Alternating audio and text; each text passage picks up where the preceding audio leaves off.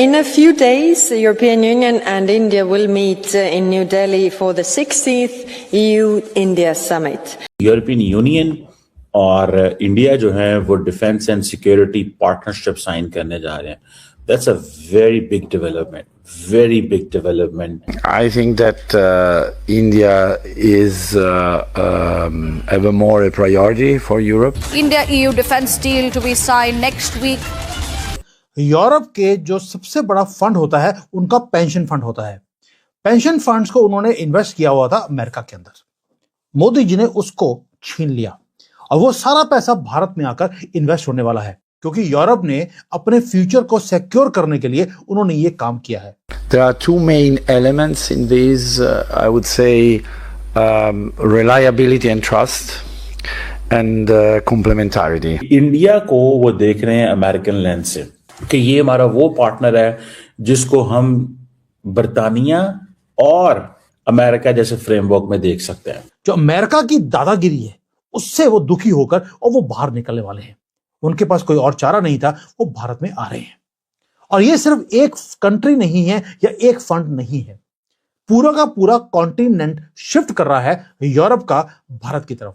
परसों अगर पोलैंड था तो आज स्पेनिश फॉरेन मिनिस्टर बैठे हुए हैं, उससे पहले जर्मन आए हुए थे. पैसा अरबों का लगेगा, हथियार ट्रंप बेचेगा, किराए की फौज हमारी है, जिधर करना है जाओ कार्रवाई करो. यानी बुनियादी तौर पे पाकिस्तान ने अपने तमाम तर मफादात का सौदा कर दिया. ये बेसिकली सारे रास्ते यूरोपियन यूनियन को अमेरिका ने दिखाए हैं. मेजर डेमोक्रेसी, बड़ी कंट्री, अफोर्डेबल मार्केट, इंडिया ये इंडिया वो. अब अमेरिकन ने तो पुल बांध दिए. यूरोपियन यूनियन और इंडिया जो है वो defence and security partnership sign करने जा रहे हैं.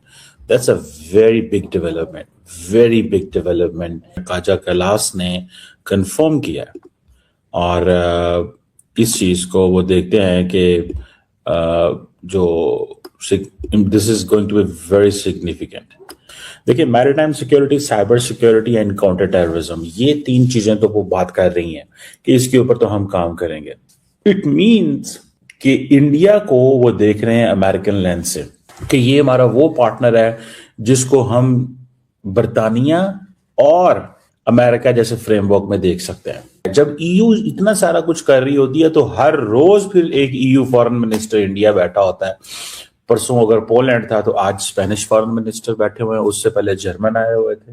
तो ये जो ईयू लेवल पे जो टॉक्स हो रही होती हैं तो वो जारी बात है सारी यूरोपियन यूनियन उसके ऊपर काम कर रही है. तो असल चीज तो यही होती है ना कि भाई देखे हो क्या रहा.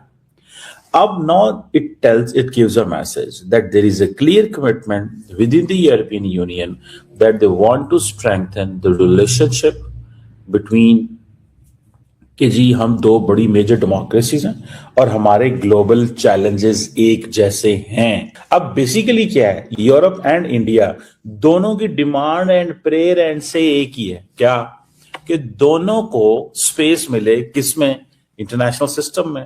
और वो चाहते हैं कि अमेरिकन पीछे हटे, चाइनीज भी पीछे हटे.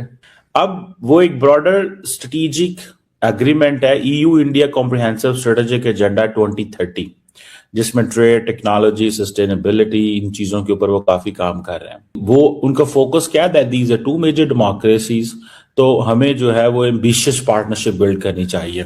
ये बेसिकली सारे रास्ते यूरोपियन यूनियन को अमेरिका ने दिखाए हैं. मेजर डेमोक्रेसी, बड़ी कंट्री, अफोर्डेबल मार्केट, इंडिया ये इंडिया वो. अब अमेरिकन ने तो पुल बांध दिए. अमेरिकन ने तो पुल बांध दिए ना उनके साथ, लेकिन बाद में क्या किया, बाद में उनका व्यू बदल गया. लेकिन वो यूरोपियंस तो खड़े हुए हैं वहीं के वहीं. वो कहते हैं नहीं, हम जिधर हैं हम उधर ही हैं, हम क्यों जो है ना बदले. कि जिसमें ये जो यूरोपियन यूनियन है उन्होंने ये ठान लिया है कि हमने इंडिया के साथ मिलकर काम करना है फ्यूचर में, और हमने इस तरह काम करना है कि हमें हर कीमत में अपने जो रिलेशनशिप है इंडिया के साथ उसको नेक्स्ट लेवल पे लेके जाना है. एंड सबसे बढ़ के काउंटर टेररिज्म. अब होगा क्या, इंडिया क्या करेगा, इंडिया सारा टाइम उनको काउंटर टेररिज्म पे अपनी डेफिनेशन देगा. समझ रहे हैं. तो मुझे जाती तौर पे ये लगता है कि ये जो ईयू इंडिया पार्टनरशिप है और डिफेंस एंड सिक्योरिटी पार्टनरशिप, बाकी चीजों को छोड़ दें, डिफेंस एंड सिक्योरिटी पार्टनरशिप, ठीक है. The real thing is India's market. The real thing is India's potential of economic engagement. The real thing is that they believe जब IMF आपको कह रहा है कि भाई 6 से 7% ग्रो करेगा तो रियल चीज वो है. Maritime security focus on Indo Pacific असल में द टारगेट इज कि सारी की सारी सप्लाई चेन को काउंट करना है. साइबर सिक्योरिटी का ताल्लुक भी इसी चीज से है और काउंटर टेररिज्म ठीक है वो भी जरूरी है इसी एंगल में. तो इसको ज़हन में रखते हुए कि maritime security, cyber security and counter terrorism, these are basically the points and challenges जो वो समझते हैं. सो इट मींस कि they are going to share all the information, all the data will be shared. दोस्तों, यूरोपीय union के अधिकतर देश भारत को हमेशा नीचे दिखाने की कोशिश किए हैं और थर्ड वर्ल्ड कंट्री के तौर पर देखते आए हैं. यूरोपीय देशों का रशिया से टर्म्स अच्छे नहीं हैं, भले ही रशिया से गैस और पेट्रोलियम प्रोडक्ट के ट्रेड करते हैं. और चीन यूरोप को हमेशा धमकाते रहता है, तो चाइना के साथ भी इनके टर्म्स खराब है और अब अमेरिका भी पूरे यूरोपीय कंट्रीज को धमका रहे हैं. ऐसे में यूरोपीय यूनियन को भारत की याद आई है. इनके पास कोई विकल्प नहीं बचा तो भारत के शरण में आ रहे हैं.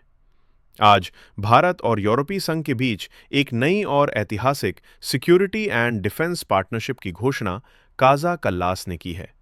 काजा कल्लास यूरोपीय संघ की विदेश मामलों और सुरक्षा नीति की उच्च प्रतिनिधि यानी EU high representative for foreign affairs and security policy हैं.